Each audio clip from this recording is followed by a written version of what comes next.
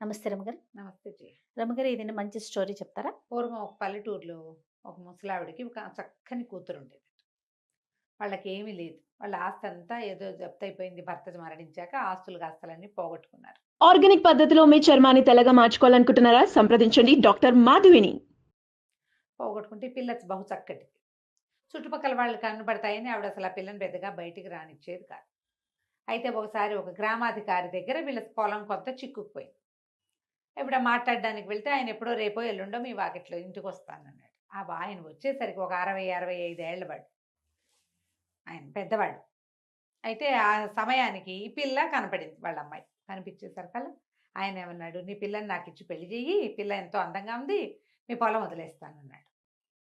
ఆవిడంది, చిన్న పిల్ల, నేను ఒప్పుకోనంది. ఒప్పుకోననేసరికల్లా ఆయనేం చేశాడు, పొలం లాగేసుకుని వీళ్ళ ఇంటి మీదకి ఏదో ఒక తగాదా తెచ్చేవాడు. చుట్టుపక్కల వాళ్ళంతా, "ఎందుకు గ్రామాధికారితో తగాదా? ఆయన ఒట్టి రౌడీ. మంచివాడు కాదు. పిల్లని ఇచ్చేసేయి. నీకు మాత్రం ఎవరున్నారు? ఏముందిలే." ఇక ఆ రోజుల్లో చేసేవాళ్ళు. ఆవిడకేంటి ఇంత లేక లేక కలిగిన ఒక్క పిల్ల. అదేమో చక్కటిది. చిన్న పిల్ల, 14 ఏళ్ల పిల్ల, 16 ఏళ్ళున్నాయి. దానికి ఇంత ముసలివాడితో పెళ్ళేమిటి? పైగా వాళ్ళ ఇంటి చరిత్ర అంత మంచిది కాదు. ఆ కొడుకులు కూడా దుర్మార్గులే. వాళ్ళేం చేస్తారో ఈ పిల్లని, ఇంత చక్కటి పిల్లని. దాంతో ఈవిడేం చేసింది, ఒకనాడు ఒప్పుకుంది పెళ్ళికి. వాళ్ళని మీరు ఏర్పాట్లు చేసుకోండి అని చెప్పింది. ఈ గొడవలు తగ్గిపోయినాయి. వాళ్ళు పెళ్లి ఏర్పాట్లలో పడ్డారు. ఈవిడేం చేసిందంటే పిల్లకి మొహానికి ఒక ముసుగు చేయించి, ముక్కు మొహం వంకర టింకరగా ఉండేలాంటిది ముసుగు చేయించుకుని, "అమ్మాయి ఈ ముసుగు పెట్టుకో. నీ మొహం ఎవరికీ కనపడదు. ఇక్కడి నుంచి పారిపో. కనీసం నువ్వు బతుకుంటావని" చెప్పి పిల్లని పంపించేసింది. ఓహ్! ఆవిడ బాగా జబ్బు చేసి ఉంది. పిల్ల వెళ్ళిపోయిన 2, 3 రోజులకి ఆవిడ కాస్త చనిపోయింది. ఓహ్! ఇల్లు గిల్లు ఇదైపోయినా ఈ పిల్ల ఎవరెవరి ఇళ్లలోనో పని చేసుకుంటూ బతికింది. అయితే ఏమైంది, ఒక షావుకారు గారింట్లో చేరింది. దీని మొహం ఎవ్వరికీ కనపడేది కాదు. వంకర టింకర మొహం. మొహానికి ముసుగుండేది కదా! ఈ ముసుగేసుకుని ఉండి నెత్తిమించి కొంగిట కప్పుకుని ఉండేది. వీళ్ళు దీన్ని చూసి అందరూ అనేవాళ్ళు, "ఏమి రూపం రా దీనిది, రూపసి" అని ఎక్కిరిచ్చేవాళ్ళు. రూపసి అని పిలిచేవాళ్ళు. అయితే జమీందారు గారింట్లో, ఒక షావుకారు గారింట్లో చేరింది. వాళ్ళ ఇంట్లో ఏంటంటే వంట మనిషికి ఏదో ఇబ్బందయితే ఓ 2 రోజులు పని చేయటానికి పెట్టుకుని, ఈ పిల్ల చక్కగా వంట చేసేది. చాలా బాగా వంట చేసేది. ఆ పిల్ల వంటకి వాళ్ళు బాగా అలవాటు పడ్డారు. ఏడాది అనర్థం ఉంది. అయితే ఏమైంది, క్రమంగా పిల్ల చేసే పాయసాలు అవి అసలు వాళ్ళ చుట్టాలందరికీ మహా ఇష్టమట. అమ్మాయి పాయసం చేసినప్పుడల్లా చుట్టుపక్కల జనాలు కూడా వచ్చి తాగిపోయేవాళ్ళు. అంత బాగుండేది. అయితే ఒకనాడు ఏమైంది, షావుకారు గారు భార్య ఏదో దేవాలయానికి వెళ్ళారు. హ్మ్. వెళ్తే సరే పిల్ల తలుపేసుకుని స్నానం చేస్తోంది లోపల. వాళ్ళు ఏదో ఒక పూజా ద్రవ్యం ఒకటి ఇంట్లో మర్చిపోయామని షావుకారు గారు అబ్బాయిని వెనక్కి పంపించారు. ఓహ్! ఈ అబ్బాయి తలుపు కొట్టేసరికల్లా ఈ అమ్మాయి ఏం చేసింది, మరి తలుపు తీయాలి కదా! గబుక్కన పరిగెత్తుకుంటూ వచ్చి తలుపు తీసేసి ఒక్క పరుగులో వెళ్ళిపోయి లోపల స్నానాలకు గది వైపుకి ఆ! వెళ్ళిపోయింది. ఈ వెళ్ళిపోయేటప్పుడు అమ్మాయి ఏం చేసింది, స్నానం చేసేటప్పుడు ఆ ముసుగు ఏం తట్టుతారో ముసుగు తీసి పక్కన పెట్టింది. కొంగైతే కప్పుకుంది గానీ, ఈ అమ్మాయి మొహం కనపడింది వాడికి. ఓహ్! 10 సెకండ్లు అందమైన మొహాన్ని చూసాడు. అదొచ్చింది రూపసి అనుకోవాలి. ఇంకోళ్ళెవరో వచ్చారనుకున్నాడు. అక్కడి నుంచి రూపసి, రూపసి అని కేకలు పెట్టాడు. "బాబు స్నానం చేస్తున్నాను, వస్తానని" చెప్పింది. మరింటికి ఎవరొచ్చారు, నీ స్నేహితురాలు ఎవరైనా వచ్చిందా అని కేకేశాడు. ఎవరు రాలేదు, నేనే ఉన్నాను. స్నానం చేసొచ్చాక ముసుగేసుకుంది. నేనిప్పుడు ఒక అమ్మాయిని చూశాను. నీ అంత ఎత్తే ఉంది. హ్మ్. ఆ పిల్ల మొహం ఎంతో బావుంది. ఆ మాట చెప్పగానే, ఇంకో అమ్మాయిని చూసాను. నీ అంత అమ్మాయి అంటే, నన్నే చూసావు నువ్వంటుంది. నేను చూసింది నిన్ను గాదు, ఆ అమ్మాయి ఎవరో అని అంటాడు. సరే, అక్కడి నుంచి రోజు ఈ పిల్లని పరిశీలించడం మొదలుపెట్టాడు. దీని పాదాలు, చేతులు అతి సుకుమారంగా ఉంటాయి. తెలుపు, గోల్డ్‌వి చక్కగా వేళ్ళు నున్నగా. మొహం బాగోదు. సాధారణంగా మొహం బాగోపోతే చే చే వాటి మీదకి ఎవరికీ దృష్టి వెళ్ళదు గదా! అవునవును. కానీ వీడు ఇదే సైజ్ అమ్మాయి, నా అమ్మాయికి ఇది అబద్ధం చెప్తోందని చూడగా వీడికేమర్థమైంది, దాని ముక్కు, మొహం ఎందుకో వంకర టింకరగా ఉన్నాయి గానీ, దాని జుట్టు బావుంది. దాని పర్సనాలిటీ బావుంది. చేతులు, పాదాలు చక్కగా అందంగా శుభ్రంగా కనపడుతున్నాయి. మంచి గుడ్ ఫిగర్‌లో ఉంది పిల్ల. 17, 18 ఏళ్ల పిల్ల. గమనించగా ఇతనికేమర్థమైంది, ఈ అమ్మాయే ఆ అమ్మాయి ఖచ్చితంగా. ఈ కనపడుతున్న మొహం మాత్రం కాదు. ఒక 6 నెలలు దాని వెనకాల తిరిగి, అది ముసుగు లేకుండా ఇంకోలా ఉంటుందని కనిపెట్టేసాడు. కనిపెట్టాడు. కనిపెట్టాడు. కనిపెట్టి అక్కడి నుంచి ఈ పని పిల్లని పెళ్లి చేసుకుంటానని పెట్టాడు వాళ్ళమ్మ దగ్గర. హ్మ్. వాళ్ళమ్మ, "ఒరేయ్ బావుండదు, నువ్వు అనాకారిగా ఉన్న పిల్లని చేసుకోవటం ఏంట్రా, అది ఎంత వంట బాగా చేస్తే మాత్రం, వంట బాగా చేస్తుంది, చాలా రుచిగా చేస్తుంది, చక్కగా అన్ని పనులు చేస్తుంది, బుద్ధిమంతురాలు. కానీ ఇంత వికారమైన పిల్లని చేసుకోవడం ఏంటంటే, అమ్మ అది వికారమైన పిల్ల కాదు. అని చెప్పి ఏం చేశాడు, తల్లికి ఈ అమ్మాయి మొహం మీద ఉన్న ముసుగు లాగేసి చూపించేశాడు. ఓ. దాంతో తల్లి ఆశ్చర్యపోయింది, ఎంత చక్కటి పిల్ల, కాగడ వేసి వెతికినా మన వాళ్ళలో ఇట్టటి పిల్ల దొరకదు. ఇట్లా ఆలోచించుకుని బతిమలాడుకుని పిల్లనిచ్చి పెళ్లి చేసుకున్నారు. అయితే ఈ పెళ్లి చేసేసరికల్లా ఏమైంది, పెళ్లి చేయటానికి వీళ్ళకి ఒక మంత్రవాది అయిన పురోహితుడు ఒకడొచ్చాడు. ఆయన కన్నుబడింది ఈ పిల్ల మీద. అయ్యో. ఎంత బాగుంది, ఈ పిల్లని ఎట్లాగైనా స్వాధీనపరచుకోవాలనుకున్నాడు. తీసుకెళ్ళిపోవటం కాదు, స్వాధీనం చేసుకోవాలంతే. చూస్తూ ఉండేవాడు వచ్చినప్పుడల్లా పరిశీలనగా. కొంతకాలం గడిచింది, పెళ్ళై 2-3 సంవత్సరాలు అయింది, 20 ఏళ్ళు దాటినాయి. ఆ పిల్లకి పిల్లలు కలగలేదని పిల్లల కోసం గురువారిని అడిగారు, గురుస్వామిని. అమ్మాయికి సంతానం కలగలేదు, ఇంకా పెళ్ళై 3 సంవత్సరాలు అయిపోయింది అని అడిగేసరికల్లా ఈయన ఏమన్నాడు, మాది మనకి రొట్టె విరిగి నేతిలో పడిందని, సరే ఏదో పూజ చేస్తానన్నాడు. పూజ చేస్తానంటే ఈ పిల్లకి మొదటి నుంచి ఆయన చూపులు నచ్చేవి కాదు. పైగా ఈయన మంత్రవాది, మగవాడి చూపుని పచ్చికెట్టేస్తారు, ఆడవాళ్ళకి తెలిసిపోతుంది వీడు దురుద్దేశంలో ఉన్నాడు అని. సరే ఏం చేసింది, పూజ కూర్చోబెట్టారు. పూజకి ఎట్లా కూర్చోబెట్టాలి, ఏకాంతంగా కూర్చోబెట్టాలి. పూజ కూర్చోబెడితే ఆయన ఏం చేశాడు, ఆ పూజ ఓంబం అన్ని డామ్ డిస్కస్ చేసి, అత్తగారు కూడా ఉన్నారు, ఏకాంతమేం కాదు ఉన్నారు అందరూ కూడా, కొన్ని వక్కలు చేతులు పెట్టి ఇవి నువ్వే తినాలని చెప్పాడు. ఈ పిల్ల ఏం చేసింది, కామ్గా ఈ ప్రసాదం చేయడానికి ఆ పాత్రలు ఈ పాత్రలు అన్నీ పెడితే ఆ పాత్రల్లో జార విడిచేసింది. వేరే వక్కలేదో తనకి ఇంట్లో ఉన్నవి రొంటిని దోపుకున్నది ఒకటి నోట్లో వేసుకుని నవ్విలినట్టు చూపించేసరికి ఇది మధ్యాహ్నం అయిపోయింది పూజ. సరే సాయంకాలానికి గురుస్వామి గారు వెళ్ళిపోయాడు. ఒక గదిలో ఆయనకు ఒక పెద్ద గది ఇచ్చారు, ఆయన ఆ గదిలో ఉంటే రాత్రి తలుపు కొట్టినట్టు వినిపిస్తే రూపసే వచ్చేసింది అనుకున్నాడు. ఆ వక్కలేమిటి మంత్రించి ఇచ్చాడు, వాళ్ళు రాత్రికి తన దగ్గరికి వచ్చేయాలి ఆ మంత్రంతో. తలుపు కొట్టేసరికి వంటిట్లో ఉన్న పాత్రలన్నీ ఎగురొచ్చి ఈయన కావలించుకున్నాయి. పాత్రలో వేసింది, గిన్నెలో వేసింది కదా, గిన్నెలు మైమరిచిపోయి వచ్చేసినాయి అనమాట. పాత్రలను కూడా లైన్ లో పెడతాయి అమ్మ వక్కలు. గురుస్వామి చచ్చి చెడి ఎటాగొట్టా వాటిని వదిలించుకున్నాడు. మళ్ళీ పూజ చేయించారు. ఈసారి ఏం చేశాడు, ఈయన ఒక ప్రత్యేకంగా ఒక పండిచ్చి ఈ పండు నువ్వే తినమన్నాడు. ఆ అమ్మాయి ఏం చేసింది, ఆ మంత్రించి ఇచ్చిన పండుని జాగ్రత్తగా పెట్టుకుని ఇంకో పండు తీసు తిన్నానంతే. వెళ్తూ వెళ్తూ పూజలో నుంచి బయటికి వెళ్ళిపోతూ ఆ సావిట్లో ఒక దున్నపోతూ గడ్డి మేస్తుంటే, దున్నపోతూ గేదెలు ఉంటే ఓ గేదె ముందు పడేసింది.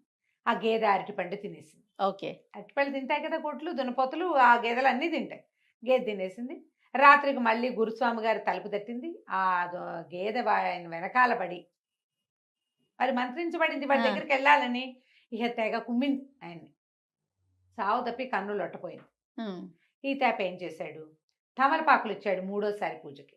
ఆ అమ్మాయి ఏం చేసిందంటే ఆ తమలపాకుని ఈ చిన్న కొంగులో నుంచి చిన్న దారం తీసి ఒక పక్కన ఒక దుడ్డుకర్ర ఉంటే దుడ్డుకర్ర కేసు కట్టేసింది. రాత్రి దుడ్డుకర్ర గురుస్వామికి భరతం పట్టింది, అది చిత కొట్టేసింది. ఏం చేయాలో తెలియలే, ఇట్లా మంత్రాలతోటి లాభం లేదు, మంత్రాలకు చింతకాయలు రాలవు, ఈ పిల్లని ఇంకోటి చేయాలని ఏం చేశాడు, వీళ్ళ ఇంట్లోనే ఒక అవుట్ హౌస్ లాంటి దాంట్లో ఉంటున్నాడు కదా, వీళ్ళని ఎక్కడికో దేవాలయానికో ఎక్కడికో అందరిని వెళ్ళి రండి అని పంపించి ఆ అమ్మాయి గదిలో ఓ పక్కగా తనవే చెప్పులు, ఓ కండువ, తర్వాత ఒక పాందాను, తమలపాకులు వేసుకునే బాక్స్ మగవాళ్ళు వాడేది పెట్టేశాడు. పెట్టేసి మర్నాడు ఏం చెప్పాడంటే, మీ అత్తగారికి మీ అబ్బాయి మీ కోడలికి ఎవరితోటో సంబంధం ఉంది, మీరు దేవాలయానికి వెళ్ళినప్పుడు వాడు ఎవడో ఇక్కడికి వచ్చి ఉన్నాడు అని చెప్పాడు. ఇంట్లో నిరూపించి చూసేసరికల్లా ఎవరివో జత చెప్పులు అన్నీ కనిపించేసరికల్లా వాళ్ళు చాలా అసహించుకున్నారు. ఇంత ప్రేమించాను ఈ అమ్మాయి ఇంత పని చేసింది అని భర్త, అయ్యో కులం గోత్రం చూసుకోకుండా పెళ్లి చేసుకుంటే పిల్ల పరువు తీసిందే, షావుకారు గారింటికి ఎవడో పరాయి మగవాడు కోడల కోసం వస్తున్నాడంటే ఎంత పరువు తక్కువ, తెగ దుఃఖించారు.